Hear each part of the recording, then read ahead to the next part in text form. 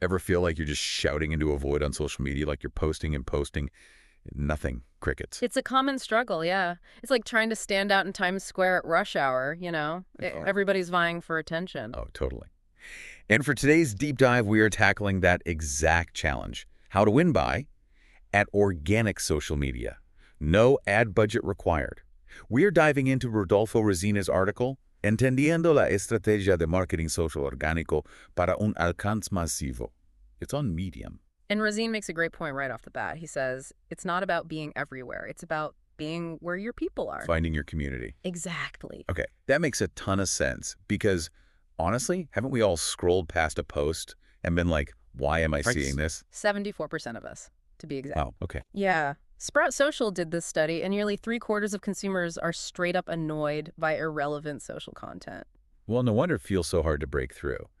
But Rizines gives us a framework for doing just that. He calls it the 6 M's. Right.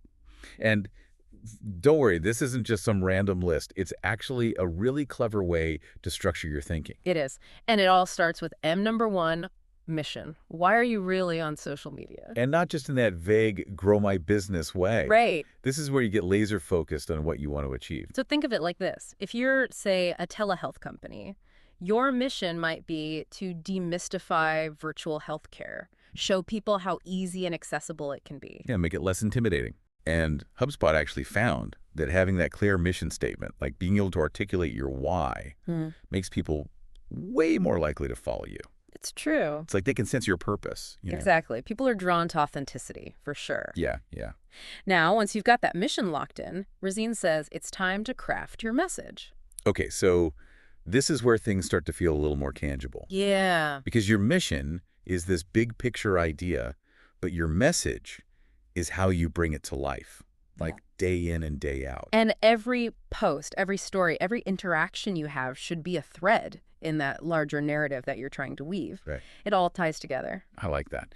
And the key to a good message, according to Rosines, is that it always answers the question, why should I care? Which is such a good point. You're competing with everything else for attention. Right. You have to give people a reason to hit that follow button, you know, to read your caption, to engage with your content. Totally.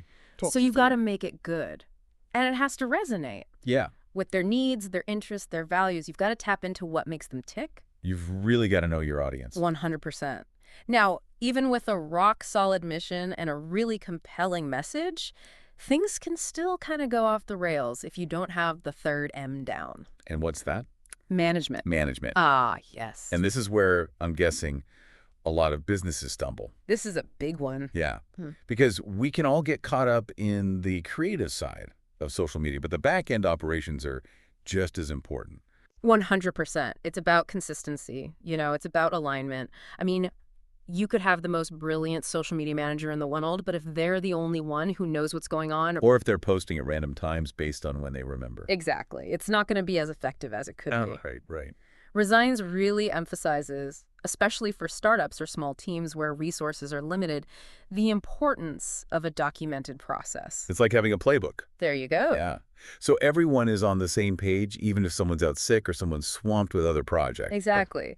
That leads perfectly into the next M. Yes. Medium. Okay, because having that documented process helps you show up consistently on the right platforms. Which is key. Because I think there's this pressure to be on every single platform imaginable these days, you know? Right. And Resins actually cites this Statista survey where a majority of marketing experts agreed it's better to focus on a few platforms well than to spread yourself too thin. Okay. So it's about quality over quantity in that sense. Exactly. But how do you choose the right platforms for your business? It goes back to, you know, your mission and your message. Who are you trying to reach? And where do they hang out online? Yeah. If you're selling, you know, handcrafted furniture, for example. You probably want to be on a visual platform like Instagram or Pinterest. Right. Where you can really showcase the craftsmanship, the detail. Exactly. But if you're a B2B SaaS company targeting CEOs, LinkedIn might be a better fit than, like, TikTok. Right. Totally makes sense. Though sometimes a really great piece of content can transcend platforms, can't it? Absolutely. Resines talks about shareability as a key factor here. Yeah. A powerful quote or a really compelling story, an infographic that really grabs you. Those things can resonate no matter where they pop up in your feed. It's about creating something valuable enough that people want to hit that share button. Exactly. Okay. On to M number 5, metrics. This is where we separate the social butterflies from the social media strategists. You said it. Data is only valuable if you know how to use it. And Rosine's is all about tying your metrics back to your specific goals. Okay. So it's not just about vanity metrics like follower count. It's about understanding what really moves the needle for your business. Exactly. So let's say you're trying to establish yourself as like a thought leader in sustainable fashion, right? Tracking how many people save your posts on ethical sourcing practices. That might be more telling than how many likes you get. It's like those saves are a little, I endorse this, vote from your audience. Precisely. And Rosines points out that engagement metrics, in general, likes, comments, shares, saves, are crucial indicators of whether your content is resonating. And engaged followers are the ones who are most likely to become customers, right? Absolutely. But here's where Rosines gets even more granular. He breaks down engagement into 3 categories: educational, entertaining, and emotional. Oh, yeah. He calls them the 3 E's. The 3 E's. Okay, I'm intrigued. Tell me more about these 3 E's. Think of them as different ways to connect with your audience. Educational content positions you as an expert in your field. Right. It's about sharing valuable information that solves a problem or answers a question somebody might have. So for our sustainable fashion brand, that might be a post about how to care for eco-friendly fabrics, Right. or a behind-the-scenes look at their ethical manufacturing process. Exactly. Then you've got your entertaining content, which is all about grabbing attention, expanding your reach, and keeping things fun. Think like eye-catching visuals, relatable memes, maybe even a playful TikTok dance or two, depending on your brand. You got it. And finally, there's emotional content. This is where you really connect with people on like a deeper level. You build trust and you foster a sense of community. Okay. So that could be a story about the founder's journey to sustainability or a customer testimonial about how your product made them feel more confident. Oh. Things like that. So it's about, by weaving all 3 E's into your content strategy, you're creating a more well-rounded experience for your audience. Precisely. It's like you're giving them something to learn, something to smile about, and something to really connect with. Exactly. Exactly. It's about creating a well-rounded social media experience. Yeah. Now, before we forget, there's one more M we need to cover. Monitoring. Ah, yes, the social media equivalent of like listening with your ears and your eyes. Yes. And what's so fascinating about this, it takes us beyond just broadcasting our own message. Okay. It's about understanding how our audience perceives us, Right. what they're saying when we're not in the room. And that can be both really exciting and a little bit terrifying at the same time, right? It can be, for sure, for sure. But Resins points out that the comment section, for example, can be a goldmine of insights. Yeah, it's like getting real-time feedback, like straight from the source. Exactly. But monitoring goes beyond just your own channels, too. It's about keeping an eye on industry trends. Okay. Seeing what your competitors are up to and just staying in tune with like the broader conversations that are happening in your niche. So you can stay ahead of the curve, adapt your strategy as needed, make sure you're still resonating. And speaking of resonating, I loved how Resines used that e-commerce entrepreneur example to bring all 6 M's together. Me too. It's one thing to talk about a framework kind of in theory, but seeing it applied to a real-world scenario, Right. makes it much more tangible. Totally. So just as a quick recap for our listeners, let's say you're that e-commerce entrepreneur. You're selling handcrafted jewelry. Your mission, according to Resines, would be to really define your why, right? Yes. Like, are you about sustainable sourcing, Yeah. empowering local artisans? Exactly. It's about more than just selling pretty jewelry. It's about the story behind each piece. Right. And then your message becomes how you convey that story. Okay, so maybe your Instagram feed is full of videos showcasing the craftsmanship, Right. the ethical sourcing of materials, the personal stories of these artisans who made these pieces. And you're using those really visually rich platforms like Instagram and Pinterest because that's where your people are. Exactly. That's where your target audience is hanging out. And, of course, you're diligently monitoring those comments, those shares, those saves, seeing what's working, what's not. Because data-driven decisions are everything. They are. Yes. Now, before we wrap things up, I do want to touch on something that Resines mentions toward the end of his article. He talks about how engagement is, this key metric for success. But what if you're not trying to go viral? Right. What if you're running a super niche business where, like, huge numbers aren't necessarily the goal? That's such a great question. Yeah. And it speaks to the importance of really defining what success looks like for you. Right. If you're selling like antique fountain pens, for example. Very niche. Right. Your target audience is going to be much smaller than, say, a company that's selling, everyday stationery. Right. It's a different ball game. Exactly. So it's not about chasing, millions of followers in that case. Right. It's about cultivating a community of really passionate enthusiasts. Exactly. And, like, for a niche audience like that, success might look like an incredibly high engagement rate on your posts. Even if your overall follower count is, more modest. Right. Maybe you're getting a ton of comments, direct messages from, like, serious buyers. Absolutely. Or maybe it's about the relationships that you're building, Yeah. the sense of community that you're fostering, the kind of loyalty that keeps people coming back for more. Exactly. It's about more than just the numbers sometimes. 100%. Yeah. The metrics that you choose should always, always reflect your unique goals and your target audience. Such a good point. So for anyone listening who's maybe feeling a little overwhelmed by this ever-changing world of social media, just remember Razine's 6 M's: mission, message, management, medium, metrics, monitoring. I love it. It's a framework, not a straitjacket. There you go. Use it to clarify your goals, refine your message, connect with your audience in a way that feels really authentic to you. And you know what? Don't be afraid to experiment. Yes. Test different content formats. Play around with different platforms. Have fun with it. Most importantly, have fun with it.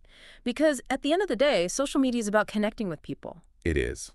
And when you approach it with genuine enthusiasm and a clear sense of purpose, that's when the real magic happens. Couldn't have said it better myself. It's like you're giving them something to learn, something to smile about, something to connect with. Yeah, you're hitting all the points there. It's about creating this well-rounded social media experience for your audience. Yeah. Now, before we forget, there's one more M we need to cover. Monitoring. Ah, yes. The social media equivalent of listening with your ears and your eyes. That's a great way to put it. And what's so cool about this, it takes us beyond just broadcasting our own message. Right. It's about understanding, like, how our audience perceives us. Yeah. What they're saying when we're not in the room. Which can be both exciting and a little terrifying. It can be. But Rasinez points out that the comment section, for example, Yeah. can be like a goldmine of insights. Yeah, it's like getting that real-time feedback straight from the source. It is. But monitoring goes beyond just your own channels, too, right? Yes. It's about keeping an eye on industry trends, seeing what your competitors are up to, Right. staying in tune with those broader conversations that are happening in your niche. So you can stay ahead of the curve and make sure that what you're doing is still resonating and you can adapt if it's not. And speaking of resonating, I loved how Rezans used that e-commerce entrepreneur example to bring all 6 M's together. Me too. It's one thing to talk about this framework in theory, but seeing it applied to a real-world scenario, Right. it makes it so much more tangible. Totally. Totally. So just as a quick recap for our listeners, let's say you're that e-commerce entrepreneur. You're selling, handcrafted jewelry. Okay. Your mission, according to Rezans, would be to define your why. Mm-hmm. Right? Like, are you about sustainable sourcing? Are you all about empowering local artisans? Exactly. Exactly. It's about more than just, selling pretty jewelry. Right. It's about, like you said, the why. It's about the story behind each piece. Right. And then your message becomes how you convey that story, right? Exactly. So maybe your Instagram feed is full of videos showcasing the craftsmanship, Yes. the Yes. ethical sourcing of the materials, the personal stories of the artisans who made the jewelry. And you're using those really visually rich platforms like Instagram and Pinterest because that's where those folks are, right? Exactly. That's where your people are, your target audience. And of course, you're diligently monitoring those comments, those shares, those saves. Always Seeing what's working, what's not. data-driven decisions. Yes. That's the name of the game. Now, before we wrap things up, I do want to touch on something that Risnes mentions toward the end of his article. He talks about how engagement is, the key metric for success, right? Right. But what if you're not trying to go viral, right? Right. What if you're running like a super niche business where huge numbers aren't necessarily the goal? That's such a great point, and it's something that a lot of people don't think about. Yeah. And it speaks to the importance of really defining what success looks like for you. Yes, exactly. If you're selling, like, antique fountain pens, for example. Very niche, very. Right. Your target audience is going to be much smaller than, say, a company that's selling, everyday stationery. Right. Right. So it's a totally different ballgame. It is, it is. So it's not necessarily about chasing, millions of followers. It's about cultivating that community. Yes. Those really passionate enthusiasts. Exactly. And for a niche audience like that, success might look like, you have an incredibly high engagement rate on your posts, even if your overall follower count is, more modest. Yeah. Maybe you're getting a ton of comments, direct messages from serious buyers. Absolutely. People who are really interested in what you have to offer. Or like the relationships that you're building. Yeah. The sense of community you're fostering, the kind of loyalty that just keeps people coming back for more. Exactly. It's about more than just the numbers sometimes. 100%. The metrics you choose, they should always reflect your unique goals and target audience. I love that. Such a good point. So for anyone listening who's feeling maybe a little overwhelmed by the ever-changing world of social media, remember Razine's 6 Ms. It's so easy to remember, too. It is. Mission, message, management, medium, metrics, and, of course, monitoring. It's a framework, not a straitjacket. Exactly. So use it to clarify your goals, refine that message, and connect with your audience in a way that feels really authentic to you. Yes. Don't be afraid to have a little fun with it either. Oh my gosh, yes. Have fun, experiment, test out different content formats. Play around with the different platforms. Yeah, see what works for you. Exactly. See what sticks. Because at the end of the day, social media, it's about connecting with people. Right, it really is. And when you approach it with that genuine enthusiasm and a really clear sense of purpose, that's when the real magic happens. Couldn't have said it better myself. And there you have it. Another deep dive successfully completed. Until next time.